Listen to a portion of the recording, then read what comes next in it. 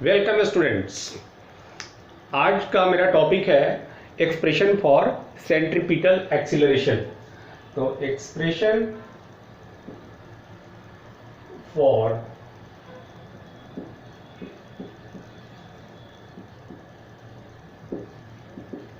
Centripetal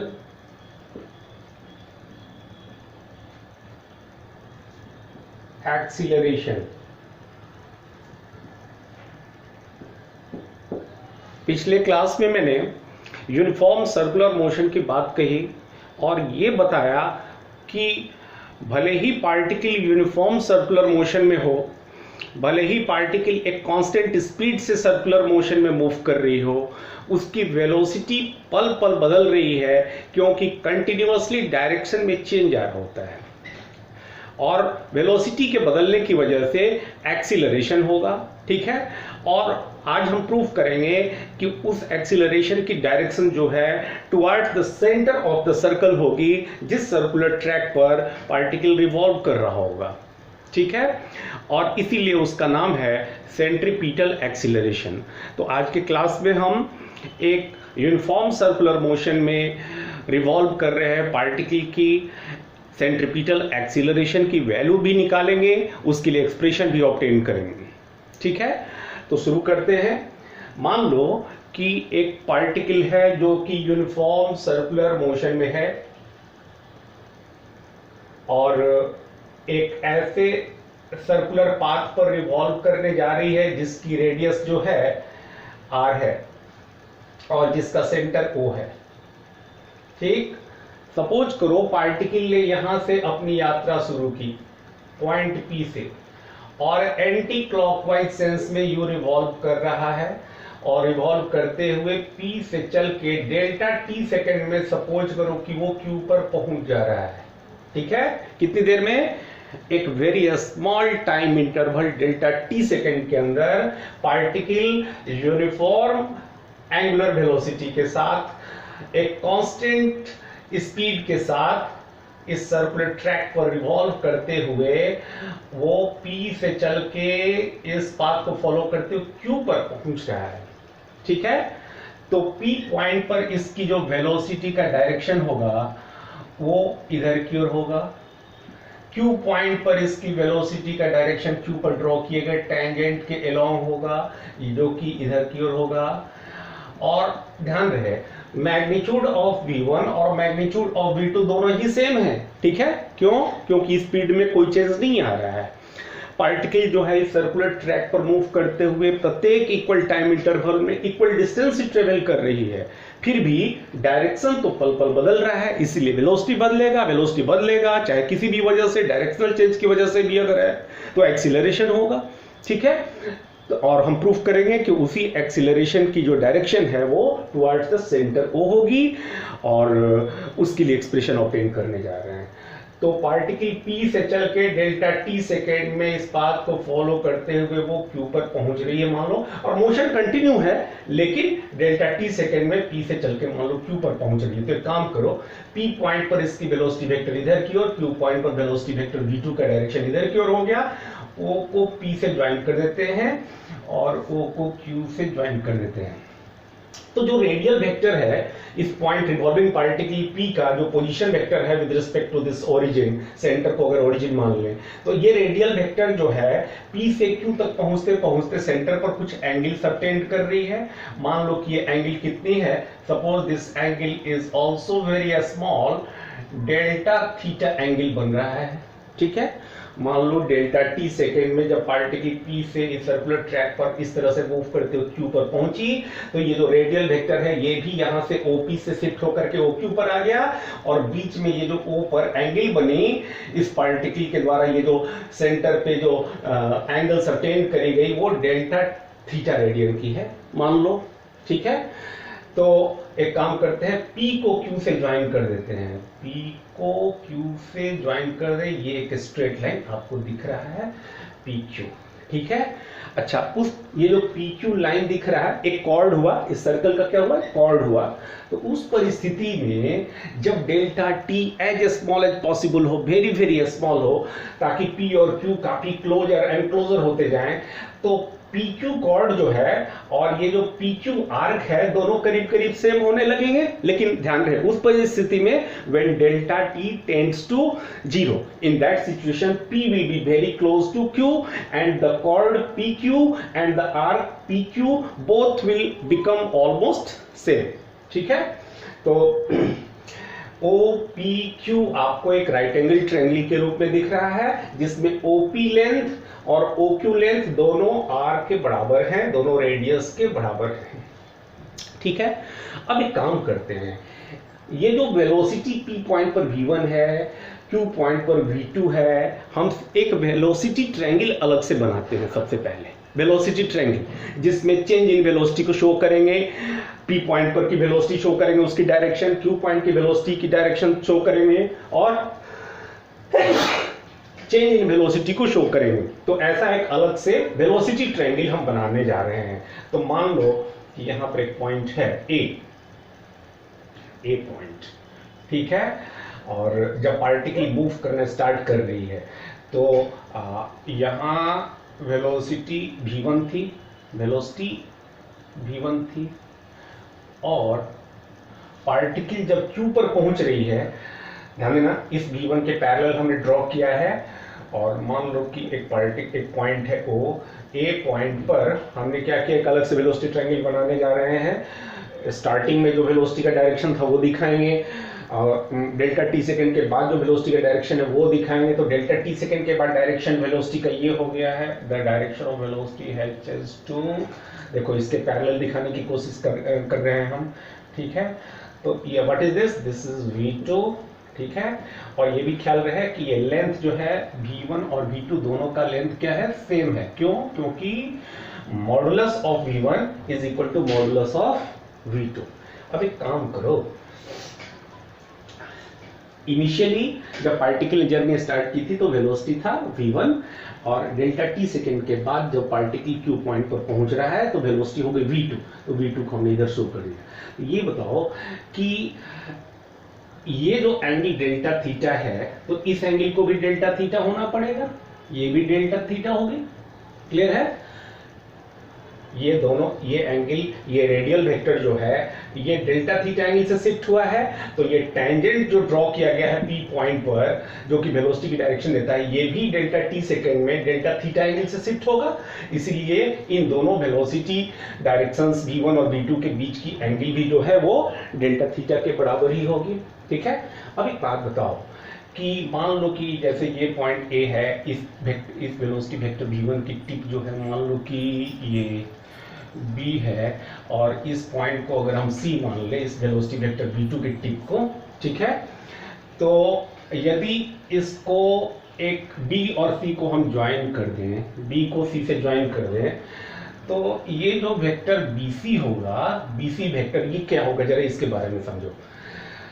AB vector plus BC vector is equal to AC vector होगा, या यूं कहो कि V1 vector plus BC vector is equal to V2 vector होगा। इसलिए BC वेक्टर जो होगा ये nothing but V2 minus V1 यानी कि चेंज इन वेलोसिटी होगा। You can say this delta V change in velocity. तो BC वेक्टर जो है ये क्या बता रहा है, चेंज इन वेलोसिटी बता रहा है। तो हमने क्या किया, एक अलग से वेलोसिटी ट्रायंगल बनाए जिसमें जब पार्टिकल ने सर्कुलर मोशन पर जर्नी स्टार्ट करी थी, सर्कुलर मोशन में P पॉइंट से, तो यहाँ की वेलोसिटी को हमने अलग से दिखलाया v1। जब ये डेल्टा t सेकेंड के बाद q पर पहुंच रहा है तो यहाँ की वेलोसिटी v2 को हम शो कर रहे हैं, और ऐसा शो करते वक्त v1 और v2 दोनों की लेंथ को सेम लेंगे क्योंकि स्पीड में कोई चेंज नहीं आ रहा है, सिर्फ डायरेक्शनल चेंज हो रहा है। और दोनों के बीच की एंगल डेल्टा थीटा क्यों होगी ये भी समझ गए होंगे, क्योंकि रेडियल वेक्टर जो है डेल्टा थीटा एंगल से इसी दरमियान शिफ्ट हो जा रही है, तो टेंजेंट्स भी जो है वो भी डेल्टा थीटा एंगल से शिफ्ट हो जाएंगे। और ये BC जो होगा, B to C, ये जो वेक्टर होगा, this will be equal to change in velocity equal to delta V के बराबर होगा। ठीक है, अब एक बात बताओ, एक ट्रायंगल OPQ और ट्रायंगल ABC दोनों सिमिलर ट्रायंगल्स होंगे। ठीक है, क्यों सिमिलर होंगे ध्यान देना, ये ट्रायंगल भी जो है एक आइसोसेल्स ट्रायंगल है। क्यों? ये साइड दोनों इक्वल हो गए, ठीक है, इसलिए आइसोसेल्स हो गया। दूसरी बात कि ये एंगल जो है जितनी है उतनी ही एंगल ये भी है, और यहां भी ये भी एक आइसोसेल्स ट्रायंगल है। क्यों? क्योंकि ये ए बी की लेंथ और ए सी की लेंथ दोनों सेम है। तो ये ट्रायंगल ए बी सी जो कि वेलोसिटी ट्रायंगल है, और ये ट्रायंगल ओ पी क्यू, ये दोनों जो हैं सिमिलर होंगे as triangles O P Q and ABC are similar. So ये बताओ, हम लिख सकते हैं PQ upon OP. So PQ upon OP is equal to BC upon AB. क्यों भाई? ये वाला साइड अपॉन कोई भी एक, दोनों आइसोसेल्स में से कोई भी एक side divide, this is equal to this difference in velocity, change in velocity upon इन दोनों में से, आइसोसेल्स वाले ट्रायंगल में से कोई भी एक साइड। ठीक है, तो PQ कितना हुआ? PQ की अगर बात करी जाए तो PQ अपॉन ये R हो जाएगा, और PQ जो है ये मान लो कि डेल्टा S है। सपोज करो PQ जो है डेल्टा S के बराबर, तो हम लिखेंगे डेल्टा S अपॉन OP की जगह R इज इक्वल टू, और BC अपॉन AB, BC का मतलब डेल्टा V अपॉन AB कहें तो V1, यहाँ वेक्टर फॉर्म में मैं कुछ भी अभी नहीं ले रहा हूं। तो तुम देखो, अगर मान लो P से Q की ये जो कॉर्ड की लंबाई है डेल्टा S के बराबर है, तो जैसा मैंने बताया कि when delta T will be very small, ये डिस्टेंस और ये जो कर्व डिस्टेंस है ये दोनों करीब करीब बराबर होंगे, यानी कि पार्टिकल के द्वारा ट्रेवल्ड जो लीनियर डिस्प्लेसमेंट, लीनियर डिस्टेंस होगा डेल्टा S, वो और ये कॉर्ड की लंबाई दोनों करीब करीब सेम होंगे उस परिस्थिति में जबकि delta T as small as possible है। ठीक है, तो delta S upon R is equal to delta V upon V1 हो जाएगा। और मान लो कि ये V1 और V2 दोनों की मैग्नीट्यूड जो है, लेट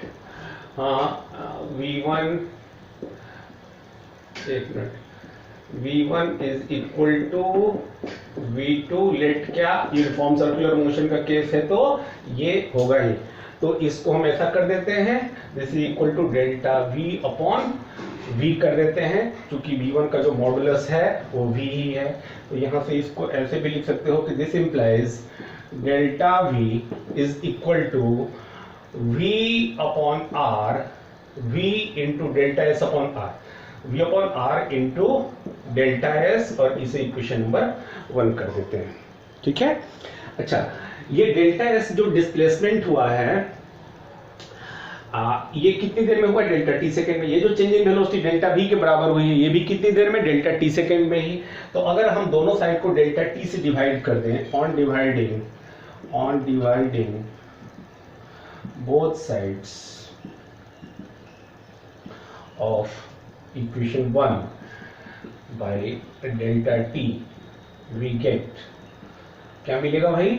तो delta V upon delta T is equal to V upon R into delta S upon delta T, और delta V upon delta T उस परिस्थिति में when delta T tends to 0। तो क्या होगा भाई? तो दोनों साइड में काम करो, अब लिमिट ले लेते हैं। तो दोनों साइड में यदि हम लिमिट ले लें तो limit delta T tends to 0 is equal to limit delta T tends to 0 V upon R into delta S upon delta T। इसको हम अलग से ऐसे लिखते हैं, V upon R into limit delta T tends to 0 delta S upon delta T लिखते हैं। ये जो delta V upon delta T यानी change in velocity upon time interval, rate of change in velocity हुआ when delta T is very very small as possible, इसको हम dV by dt से denote करेंगे, dV अपॉन dt, जो क्या कहलाता है? एक्सीलरेशन कहलाएगा। और ये अभी शो करेंगे कि इसकी डायरेक्शन जो है towards the centre of the circle होगी, इसीलिए यही सेंट्रीपिटल एक्सीलरेशन कहलाएगा।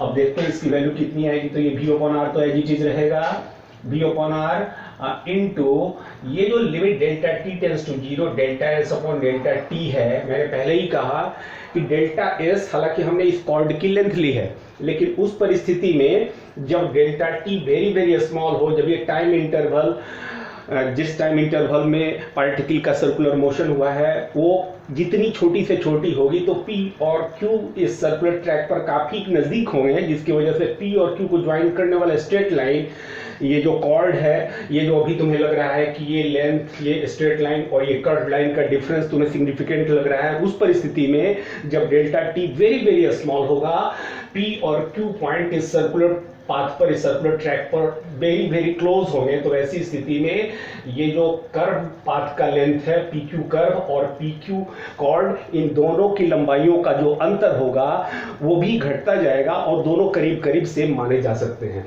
यानी कि डेल्टा एस जो है उस परिस्थिति में PQ कर्व की लेंथ मानी जा सकती है, यानी कि इसको करीब करीब पार्टिकल के द्वारा इस सर्कुलर ट्रैक पर ट्रेवल डिस्टेंस के बराबर माना जा सकता है।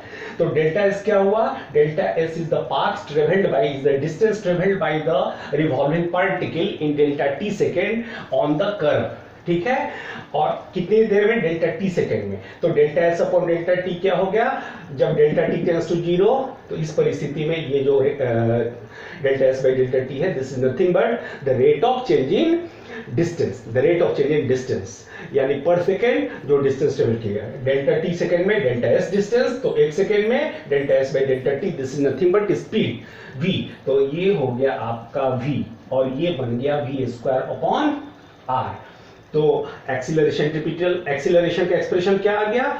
10 AC is equal to v square upon r। ये है वो एक्सप्रेशन जिसकी हमें तलाश थी, जिसके लिए हमने सारी मेहनत की थी। ठीक है, पिछले लेक्चर में मैं ये साबित कर चुका हूं कि लीनियर वेलोसिटी का एंगुलर वेलोसिटी ओमेगा के साथ एक रिलेशन होता है, v is equal to omega r होता है।